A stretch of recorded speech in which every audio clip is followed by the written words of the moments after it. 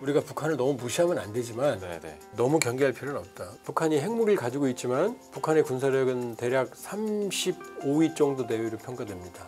우리는 핵무기가 없어도 5위로 평가돼요. 네. 안 되는 건 안 되는 거예요. 미국이 전쟁을 잘하는 건 세계 최고의 군사 기술력과 경제력을 가지고 있기 때문이거든요. 겉으로 보이는 군사력과 실제 북한의 전투력은 다르다. 우리가 북한 경제력의 공식적으로 50배, 실질적으로는 100배가 넘거든요. 인구는 두 배잖아요. 그러면 체제 경쟁에서 북한이 완전히 실패했거든요. 그러니까 붙어 있으면 붙어 있을수록 북한은 지금 위협을 느끼는 거예요. 우리가 아무것도 안 해도. 그러니까 완전히 헤어지고 싶은 거거든요. 그걸 지난해 1월에 이미 선언했어요. 그러니까 지금 이번에 그 얘기를 다시 한 거다. 그러나 그나마 대한민국이라는 표현을 안 썼다. 또 미국에 대한 적대적인 표현도 안 썼어요. 그럼 왜 그러느냐? 김정은 위원장 옆에 한쪽에는 메드베데프 러시아 안보회 부의장, 그다음에 한쪽에는 리창 총리가 있었잖아요. 그럼 중국과 러시아의 2인자들을 세워놓고 한국과 미국을 욕하면 이 사람들 입장이 뭐가 돼요? 동조하는 게 되잖아요. 네네. 그러니까 수위를 낮춘 거예요, 사실. 센 표현은 아니었어요.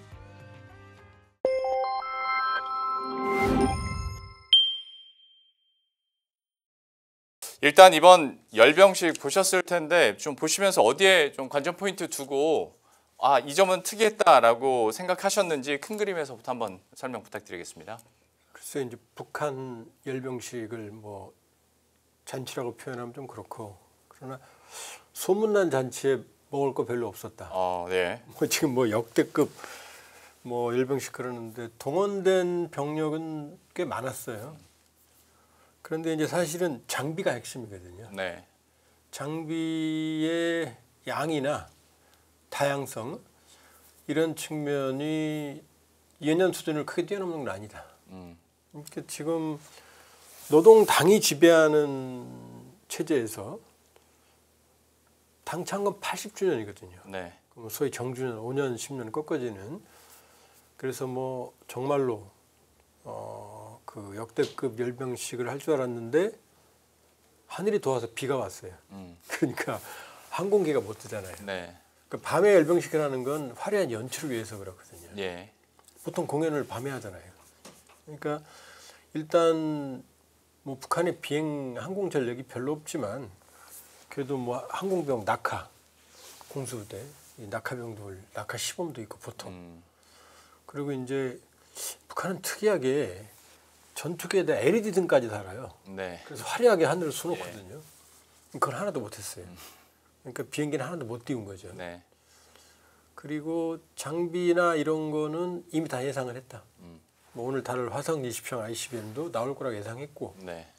그다음에 극초음속 미사일 화성 11형 마도 나올 거라고 다 예상을 했거든요. 네. 그러니까 예상을 뛰어넘는 그런 무기, 특히 김정은 위원장이 9월 21일 날 최고인민회 연설에서 비밀 병기들을 새로운 비밀 병기들을 보유했다 그랬거든요. 예. 근데 우리를 놀라게 하는 비밀 병기는 사실은 나오질 않았어요. 제 기준으로 보면. 위원님 입장에서는 별 감흥은 없으셨나 예, 보네요. 그걸 다 하도 그동안 보여주니까 예. 보통 이제 무기 개발 이런 것들은 보통 비밀리에요. 네. 근데 김정은 정권은 꼭 보여줘요. 막 궁금증 가르쳐 뭐 모자이크 처리하고 뭐 이렇게. 예. 그러면서 죄 보여줘요. 그럼 뭐냐면 이제 과장하는 거죠. 자기들의 능력, 실력을. 그래서 예상 못했던 건 나오질 않았어요. 뭐 위원님 입장에서는 워낙 전문가시니까 감흥이 없었다고 하더라도 또 기사화는 엄청 많이 됐고 관심은 많았으니 그러면 설명 차원에서 질문을 몇 개 드리겠습니다. 예.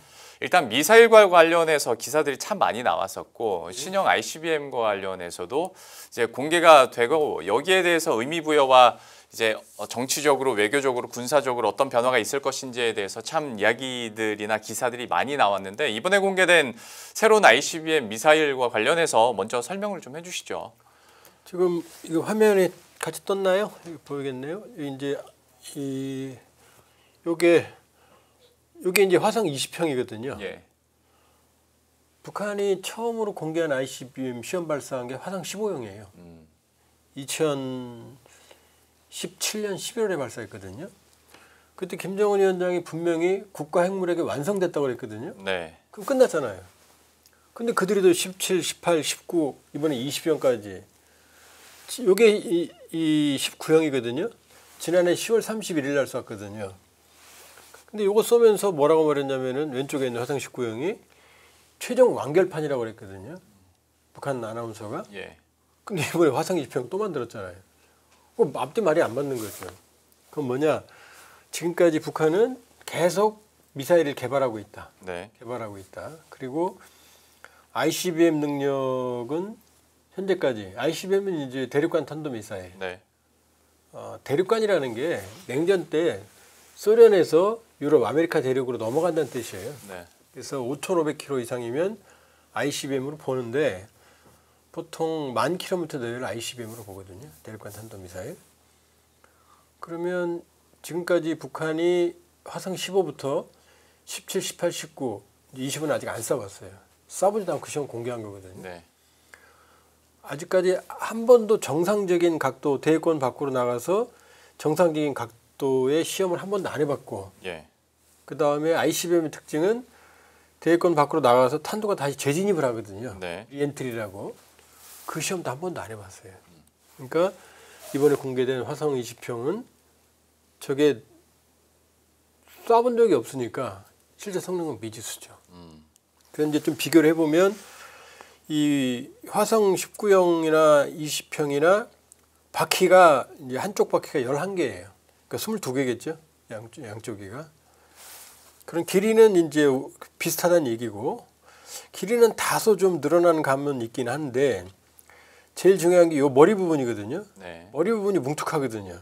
여기 화성 19형은 뾰족한 이게 페어링이라고 하는 미사일 덮개 부분이거든요. 안에 들어있는. 여기 뾰족하거든요. 원뿔이거든요. 그런데 20형은 둥글거든요. 예.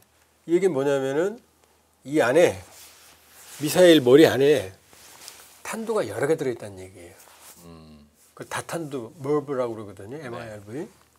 그러면 ICBM 탄두가 하나일 때 들어오는 거랑 탄두가 여러 개일 때는 얘기가 달라져요. 왜냐하면 여러 개가 동시에 들어오면 그 중에 몇 개는 디코이라고 가짜거든요.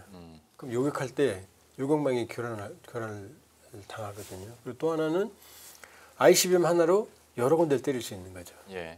이제 그래서 이 다탄두가 ICBM의 최종 끝판왕이거든요. 일단 형상으로는 이 둥근 형상으로 봤을 때 다탄두 형상을 하고 있다. 이렇게 볼 수 있죠. 그러나 말씀드렸지만 쏴보질 않았어요. 저도 그게 좀 궁금한 게 쏴보지도 않은데 미리 이렇게 공개를 한 이유는 그냥 이렇게 보여주기식. 보여주기죠. 왜냐하면 북한이 중거리 미사일 무수단이라는 게 있었거든요. 예. 무수단은 실전 배치하고 나서 한 번도 안 쏴보고 실전 배치했어요. 그리고 그 뒤로 무려 7차례나 실패했어요. 발사할 때마다. 그러니까 북한의 ICBM 등장했다고 해서 바로 저게 실력을 입증하는 건 아니다. 그럼 이제 남는 건 뭐냐면 시험 발사를 하려고 하겠죠. 언제 하느냐. 그 다음에 해도 지금까지는 올라갔다 떨어지는 고각 발사만 했거든요. 네. 그러니까 정상 각도 발사를 하느냐 안 하느냐.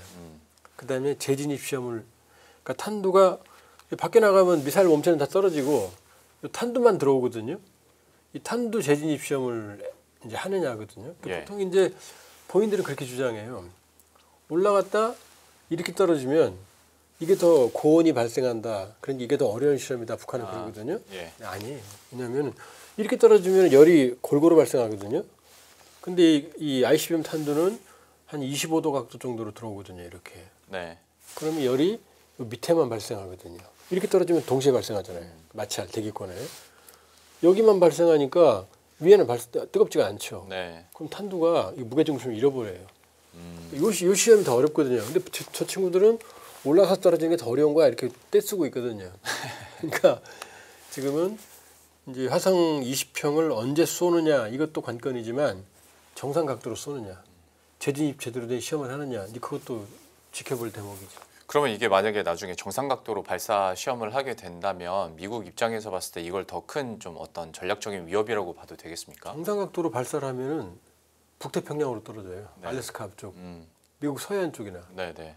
그러면은 물론 이제 뭐 ICBM이라고 해서 10,000km 다 쏘진 않아요. 사고를 줄일 수는 있어요. 그러나 일본 열도로 넘어가야 되고 적어도 한 4,000-5,000km 날아가야 되거든요. 네. 그러면 미국 앞마당에 떨어뜨리는 거거든요. 그렇죠. 직접적인 도발이 되죠. 네. 남쪽으로 쏘면 어떻게 돼요? 동중국해, 남중국해, 남쪽으로 쏠 데가 없어요. 쏘면 이 북태평양 쪽으로 쏴야 되는데 그럼 미국 앞마당에다 미사일을 떨어뜨린 거거든요. 그렇죠. 그거는 트럼프 쿼터를 건드리는 거죠. 그렇죠. 그렇기 때문에. 네. 예. 알겠습니다. 그러면 전반적으로 이번 열병식이나 이번 뭐 공개된 20형뿐만 아니라 이제 이전에 시험 발사까지 모두 완성한 19형까지 봤을 때 북한의 ICBM 그리고 미사일 능력, 군사적인 어떤 기술력에 대해서는 좀 어떻게 평가하세요? 흉내는 내요. 흉내는 많이 냅니다. 그러나 실제 성능은 미지수다. 미소 경쟁 시대에 소련이 미국하고 대등했거든요. 일부는 앞섰고. 근데 냉전 끝나고 보니까 소련 무기들이 형편없었어요. 그러니까 미국 무기에 비해서 전투기 엔진 같은 경우는 수명이 한 3분의 1 정도밖에 안 됐고. 예. 지금까지 뭐 이란, 이라크 전쟁, 그다음에 중동전, 걸프전, 이스라엘과 중동 전쟁, 뭐 아프가니스탄 이런 모든 데서 비교를 해봐도 러시아제, 소련제 무기들은 미국제 무기에 비해서 형편없이 압도적으로 괴멸당했어요. 네. 예를 들어서 F-15, 미국 우리도 대한민국도 주력기 F-15. 그러니까 지금까지 수많은 미국기를 격추시켰는데 F-15는 미국 전투기는 단 한 차례도 격추된 사례가 없어요. 무적이었어요. 러시아제 미국에 비해서. 네. 그러니까 그 북한제 무기의 오리지널인 러시아도 소련도 그 모양인데 그걸 카피해서 그 기술도 없는 북한이 만든 게 오죽하겠어요. 이번에 보면 김정은 위원장이 보나 모르겠네요. 화낼 것 같은데 이번에 천마라고 천마 20이라는 주력 탱크를 예. 그 열병식 맨 앞에 세웠어요. 이제 처음에는 보병들이 가고 마지막에 기계화 부대들이 나오거든요. 근데 이 천마 20이 주력 탱크라고 자기들 딴에는 뭐 능동 방어 장치도 있고 뭐 각종 센서를 달고 나왔더라고요. 네. 덕지덕지 달고 나왔어요. 흉내는 냈어요. 그런데 이게 이 김정은 위원장이 있는 열병식 주석단 앞을 지나갈 때 보면 그때도 탱크에서 매연이 엄청 나와요. 네. 매연이. 이 염소가 다 안 된다는 얘기죠. 탱크는 포도 중요하고 다른 것도 중요하지만 심장에 해당하는 엔진, 그다음에 변속기, 이걸 묶은 파워팩이라는 게 있거든요. 이게 아주 중요해요. 그럼 형편없다는 얘기예요 지금. 예, 매연을 내뿜으면서 지나갔거든요. 그것도 딸랑 5대밖에 못 보여줬어요. 이상하잖아요. 6대면 2열중 들어가야 되는데 앞에 한 대 가고 2대, 5대. 그거밖에 없다는 얘기예요. 막 보여줄 것도. 그러니까 우리가 북한을 너무 무시하면 안 되지만 네. 그러나 너무 경계할 필요는 없다. 왜냐 그런 주력 탱크를 만들려면 우리 정도의 산업 기반이 있어야 돼요. 금속, 그다음에 전자, 광학, 각종 화학 예. 이런 게 전기, 전자 다 있어야 되거든요. 예. 북한이 그런 게 어딨어요. 그러니까 장갑 능력부터 시작해서 다 미지수죠. 보면 언뜻 보면 엉성해요. 흉내낸 것 같은 게 느껴져요. 그러니까 북한이 핵무기를 가지고 있지만 북한의 군사력은 대략 35위 정도 내외로 평가됩니다. 우리는 핵무기가 없어도 5위로 평가돼요. 네. 그러니까 안 되는 건 안 되는 거예요. 미국이 전쟁을 잘하는 건 세계 최고의 군사 기술력과 경제력을 가지고 있기 때문이거든요. 근데 세계 최빈국인 북한이 군사력을 저렇게 저런 뭐예요 지금 인민군의 3분의 1 정도가 영양의 실조인데 영양 결핍인데 식량도 자급 조작을 제대로 못하는 판인데 그러니까 겉으로 보이는 군사력과 실제 북한의 전투력은 다르다. 예를 들어서 북한군이 올 1월 기준으로 15,000명 정도가 러우전쟁 크루스크에 파병됐거든요. 네. 1월달 기준으로 전사자가 2,000명이에요. 15,000명 중에. 그럼 대략 전사자와 부상자 비율을 3대 1로 보거든요. 그럼 전사자가 2,000명이라는 얘기는 부상자가 6,000명이라는 얘기예요. 그럼 15,000명 중에 절반이 넘는 사람이 전사상자잖아요. 그럼 전멸당한 거예요. 물론 그 피를 통한 현대전 숙지 경험은 있겠죠. 그러나 그 정도의 전투력, 그것도 특수작전 부대가 갔는데도 그 정도의 괴멸적인 타격을 입었다는 얘기는 북한군의 전투력이 생각보다 취약하다. 맨 자폭하잖아요. 항복하면 되고 포로되면 되는데 의미 없이 자폭하고 지뢰 개척한다고 막 뛰어가서 몸으로 터뜨리고 그건 용감한 게 아니라 무모한 거예요. 그러니까 북한군의 전투력은 생각보다 높다고 볼 수는 없다. 그러나 이번 러우 전쟁에 파병돼서 여러 가지 현대전을 숙지한 건 그 그거는 상당한 이제 우리한테는 부담이 되죠. 그 전투력이나 기술력에 대해서 그렇게 평을 해주시니 설명을 듣다 보니 궁금해지는 게 러시아 파병 얘기도 해주셨지만 파병 이유 중에 하나로 러시아 쪽의 어떤 군사적인 기술력을 이렇게 받아오려고 하는 거 아니겠냐라는 추측들도 많이 있었는데 물론 아직까지 이거를 북한 입장에서 이제 취득을 해서 뭐 입히기에는 시간상으로는 짧긴 합니다만은 거기에 따른 기술적인 어떤 진보는 전혀 예상이 안 되는 상황입니까? 일부 있죠. 그러니까 갑자기 공중 조기공 무통제기 막 만들었다고 보여주고 공대공 미사일 쏘는 거 보여주고 공대공 미사일은 우리도 2030년대 중반에 개발이 끝나거든요. 네. 5,000톤급 구축함을 갑자기 보여주고 그러니까 분명히 뭔가 러시아로부터 기술을 이전받은 징후들은 나타나요. 네. 러시아제 무기가 5,000톤급 구축함에 장착되는 것도 확인이 됐고 그러나 그 어느 국가도 핵심적인 국가 전략 기술을 통째로 넘겨주지 않아요. 네. 러시아가 중국이 그토록 원하는 항공기, 전투기 엔진도 기술을 안 줘요. 그 중국한테도. 근데 중국한테 북한한테 핵심을 넘겨주겠습니까? 그러니까 어떤 일이 벌어져요? 5,000톤급 구축함 진수하다 자빠지잖아요. 기술력이 안 되는 거예요. 그 다음에 이번에도 열병시천에 김 위원장이 최연함이라고 자기들이 만든 5,000톤급 구축함 자랑스럽게 막 들어가면서 이것저것 보고 그랬는데 그 구축함이 운항하는 모습을 보여준 적이 없어요. 네. 엔진이 없다는 얘기도 있어요. 아 진짜요? 자력으로 운전하는 적이 확인된 게 없어요. 어떻게 구축함이 자빠집니까 진수하다. 그것도 다시 세워요 3주 만에. 네. 3주 만에 또 진수를 다시 해요 그것도. 그 소음물에 쩔어 있는 배를. 내보다 망가졌을 텐데. 그러니까 일부 구형 기술들은 넘겨줘서 개연성이 있다. 그러나 뭐 핵추진 잠수함 뭐 기술이나 뭐 ICBM 이런 쪽의 핵심 전략 기술은 넘겨졌다는 확실한 증거가 없다. 프리드리 나우만 재단이라고 있어요 독일에. 네. 여기서 러우 전쟁의 양측 대처자들 비교해봤어요. 북한이 얼마 줬고 얼마 받았는지를. 물론 이제 국내 모 기관에서는 뭐 한 30조 가까이 북한이 대가를 받았다 이런 평가도 있는데 나우만 재단이 가장 최신이거든요. 나우만 재단 평가에 따르면 북한이 준 건 98억 달러 정도. 네. 사람 그러니까 인민군 목숨값까지 합쳐서. 예. 받은 건 달랑 12억 달러. 한 9분의 1밖에 못 받았다. 그리고 또 하나는 만일에 뭉칫돈을 주려면 송금을 해야 되잖아요. 근데 북한과 러시아는 지금 스위프트 국제금융공동결제망에서 퇴출당해 있어요. 송금을 못 해요. 그러니까 북한에 있는 무역 일꾼들이 단둥에 나올 때 돈을 들고 와요. 그러니까 단둥에서 있는 북한 무역 일꾼들 집에 가면 돈 많아요. 주머니에다 싸놓고 다녀요. 이렇게 비닐봉지에다 정말로요. 근데 수억 달러, 수십억 달러 이런 게 오고 갈 수가 없잖아요. 그러니까 받을 돈이 있어도 그거는 지금 모스크바에 있다라는 거예요. 거기서 물건을 살 수는 있어도 돈은 못 들어가는 거죠. 그 몇억 달러를 가방에다 넣고 다닐 수도 없는 거 아니에요. 네네. 그러니까 지금 생각보다 북한이 이번 러우전 파병이나 군사적 지원을 통해서 얻은 게 별로 없는 거 아니냐 이런 평가들이 나오고 군사기술이 일부 넘어간 것 같지만 러시아가 핵심을 넘겨준 것 같지는 않다. 우리 당국자도 그런 인터뷰를 했어요. 핵추진 잠수함 기술을 넘겨줬다는 증거는 아직까지는 없다. 그러니까 러시아는 북러 밀착으로 많은 이득을 본 것 같은데 북한은 사실 그렇게 큰 재미를 못 본 것 같아요.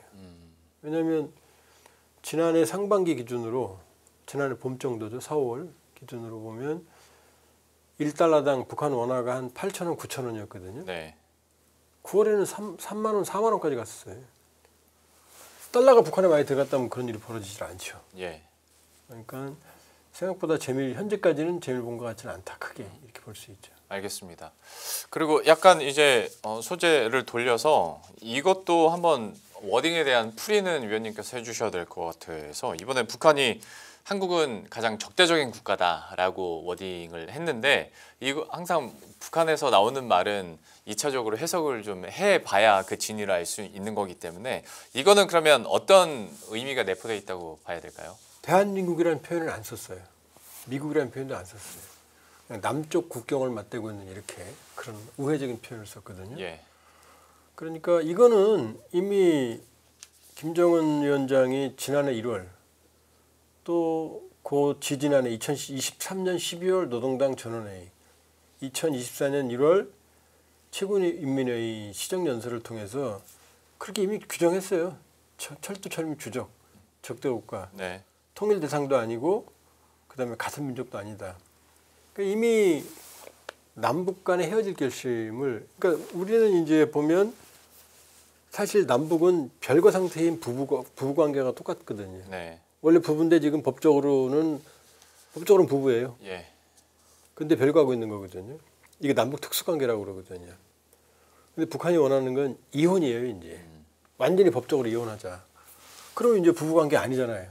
완전히 남남으로 가겠다는 거예요. 네. 왜냐하면 우리와 곁에 있으면 자기들이 흡수통일 될 거라는 그런 망상을 가지고 있는데 그 망상이 아니에요, 사실은. 왜냐하면 우리가 북한 경제력의 공식적으로 50배, 실질적으로는 100배 넘거든요.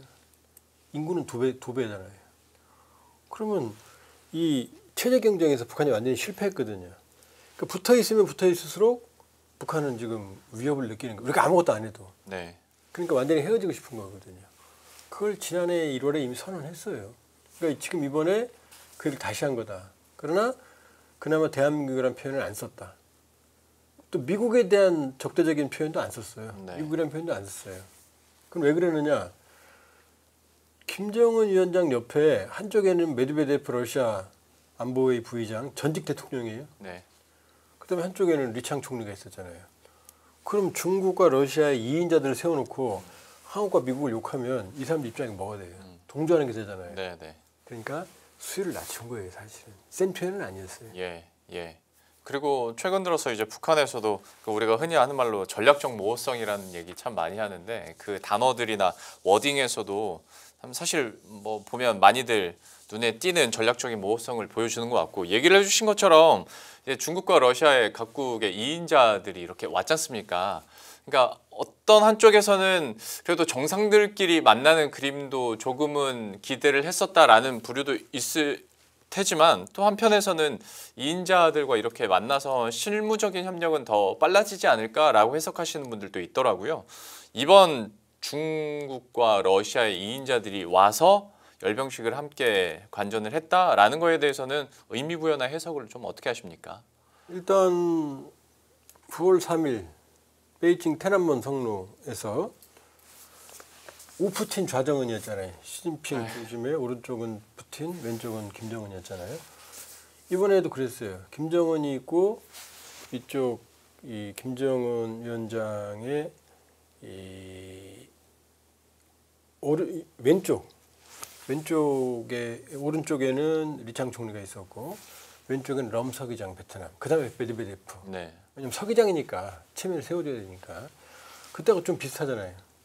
그러니까 북중러가 연대를 이어간다. 그것도 2인자들이 모두 왔다. 이런 의미가 있지만 네. 독재국가에서 2인자가 무슨 소용이 있어요. 1인자만 존재하는 건데 2인자는 의미 없어요. 그다음에 시진핑은 지금 경주 에이펙에 오는 게 거의 기정사실이잖아요. 네. 그럼 시진핑의 마음은 어디가 있겠어요? 평양이 아니라 경주에 와 있는 거죠. 트럼프 만나야 되고 지금 오랜만에 왔는데 이재명 대통령이 안 만나고 하지는 않을 거 아니에요.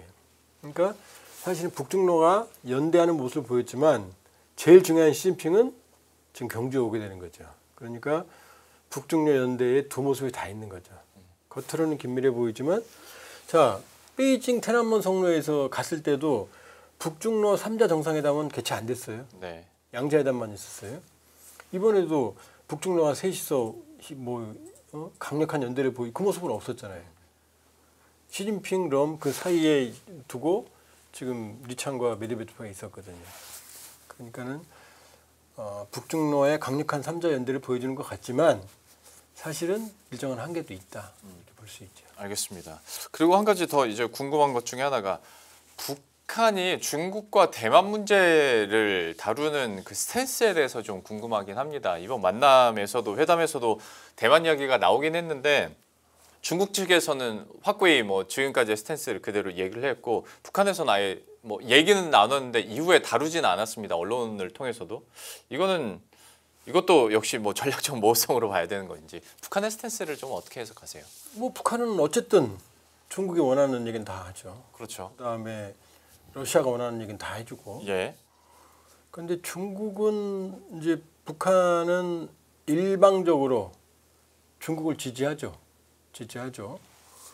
그러나 중국의 경우에는 한반도 문제에 대해서 항상 말은 중립적으로 합니다. 냉정하게 유관국들이 대화를 통해서 해결하라. 한반도의 평화와 안정은 중국에 부합한다. 이 입장이거든요. 네. 이 입장.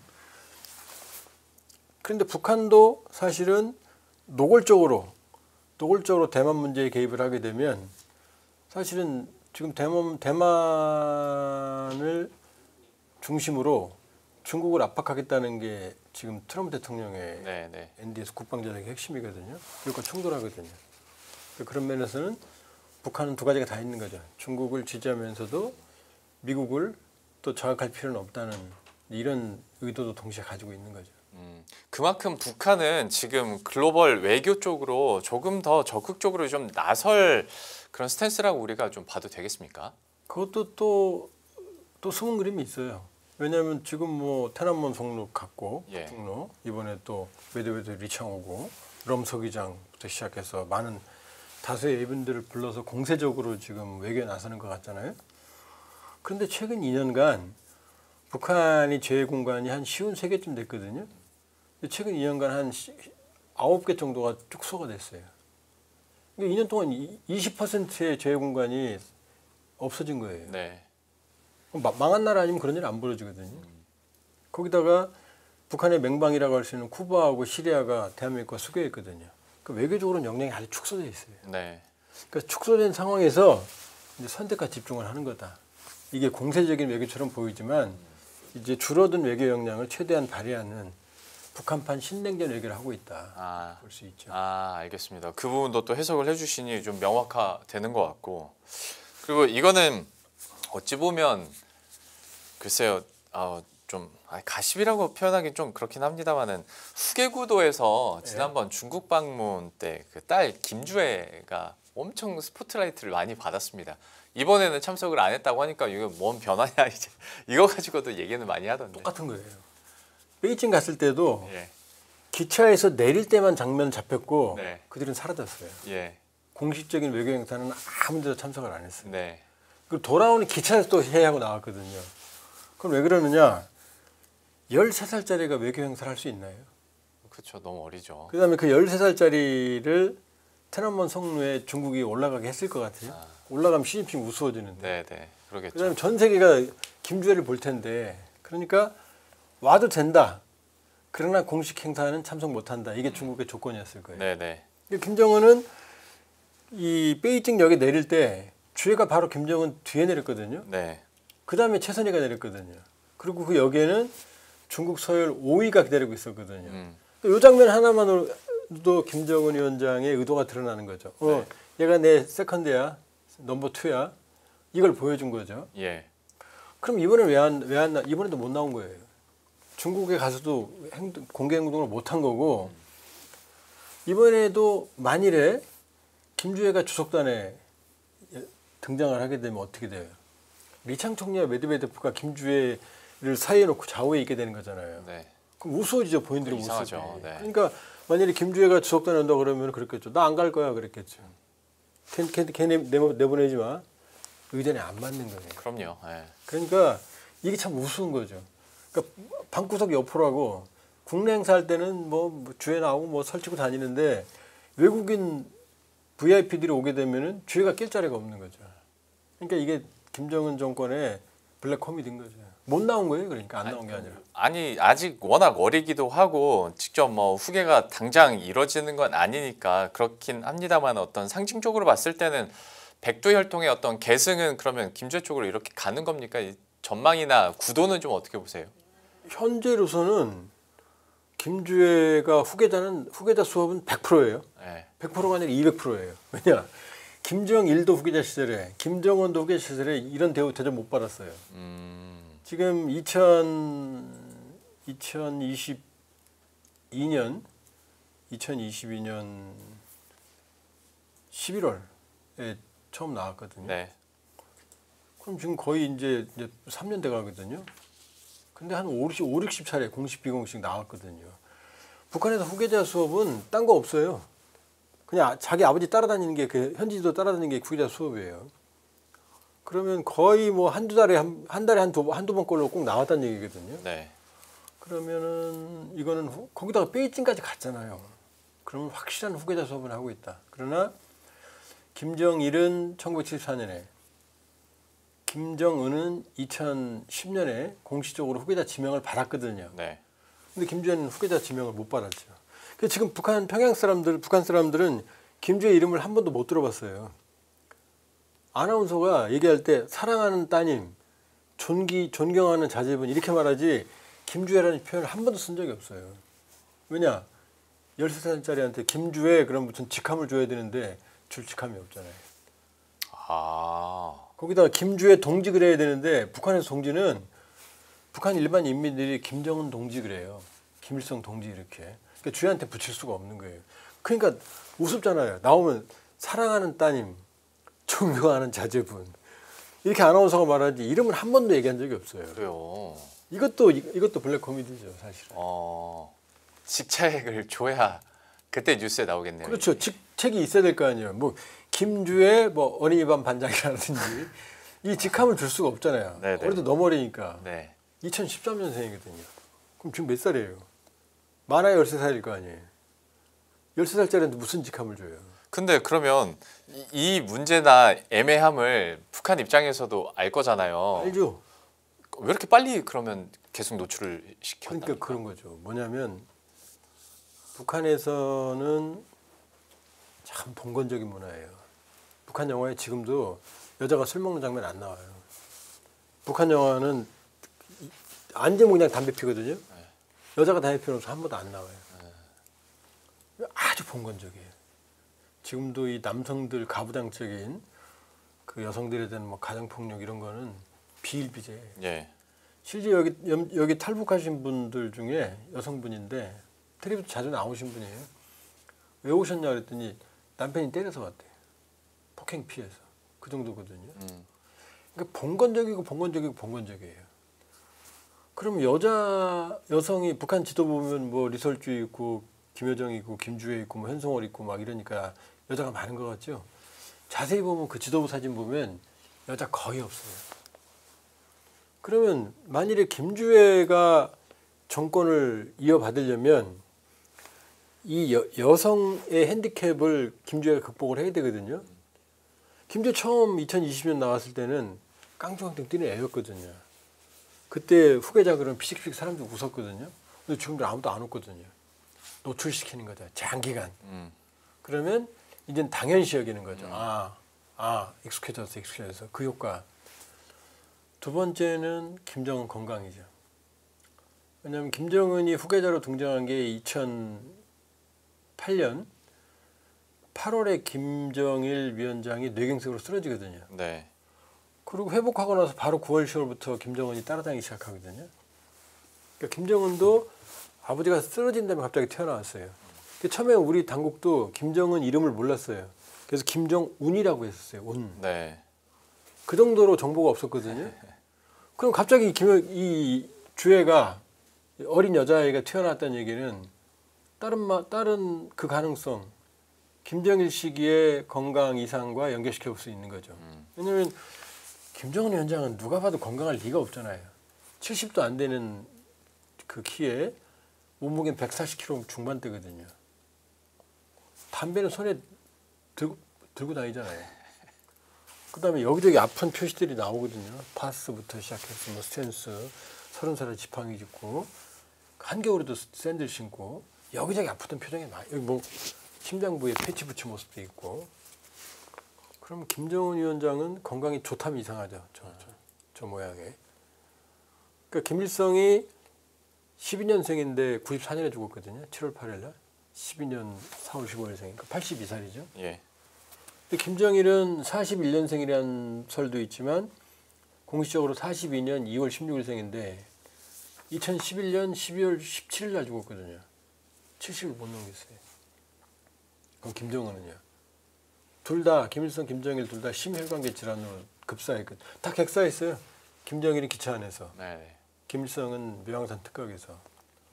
그럼 김정은은 선대에 비해서 이미 외연상 제일 건강 상태가 나쁜데 뭐 얼마 전에 우리 국정원은 국회 정보위 보고에서 큰 문제는 없는 것 같다 그러는데 문제 없는 게 이상하죠. 그러니까 김정은의 건강에 대한 불안 네. 이것도 김주의 조기 등판하는 원인일 수 있죠. 알겠습니다. 김주애로 시작해서 이게 후계구도 얘기까지 되다 보니까 약간 뭐 생각보다 이야기가 좀 길어지긴 했는데 마지막 질문 하나 드리고 마치겠습니다. 에이펙 얘기인데 예. 에이펙 관련해서 본격적인 그 마지막 질문 전에 김정은 위원장은 확실히 안 오죠? 안 오죠. 헤어질까 싶으면 확실했는데 이혼하겠다는데 전 남편 지금 잔치집에 오겠어요. 그러니까 혹시나 해서 한번 여쭤봤습니다. 네.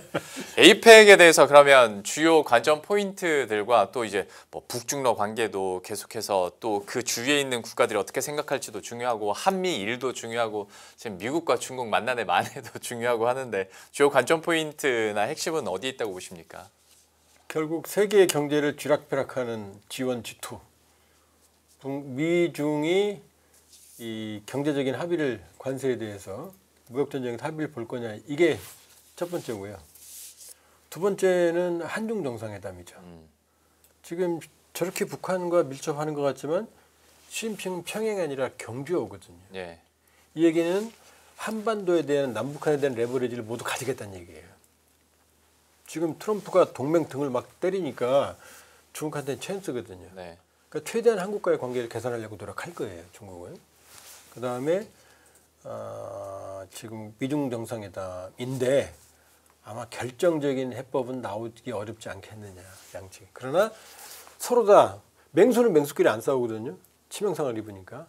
그러니까 서로 비수가 있으니까 아마 적정선에서 잠정적인 현상 유지 정도가 나오지 않겠느냐. 이 정도가 이제 관전 포인트라고 볼 수 있죠. 알겠습니다. 또 에이펙이 실제로 다가오면 다가올수록 여러 가지 관전 포인트들과 뉴스도 쏟아질 테니 그때 되면 저희가 또 내용들 팔로업 해드리도록 하겠고요. 위원님과는 여기서 이제 마무리 짓고 인사드리도록 하겠습니다. 조한범 통일연구원 석좌연구위원과 함께했습니다. 말씀 고맙습니다.